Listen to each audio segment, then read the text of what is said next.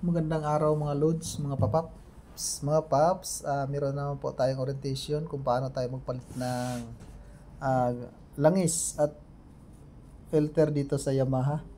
So, ito, i-orient ko na po ito sa mga gustong mag-DIY, ano.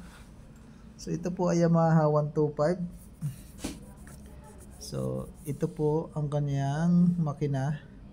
Sa ilalim po niyan, meron po dyan bukasan ng kanya langis. Yan, yung tinuturo ko na yan. 17mm po yan. Wala naman pong ibang bukasan dyan, kundi nag-iisa lang po yan. So, hindi po kayo maliligaw dyan, ano. 17mm. So, pag nasarado natin yan, yan. Doon naman tayo sa kanyang lagayan ng langis. Yan, dito tayo sa kabila. Yan yung kanyang bukasan ng langis. Kapag nagpalit naman po tayo ng filter, ano, yan lang po yung sa tabi niya. Ito yung sa tabi niya. So 3 bolt lang po yun nandyan. Yan, yung filter na yan. So same lang sila ng filter ng Barako niyan, ano. So mas maganda pa rin yung sa Yamaha talaga galing ng filter. So yan lang yung orientation natin ngayon mga paps, no, kung paano tayo magpalit at saan yung bukasan ng langis para sa Yamaha YTX 125.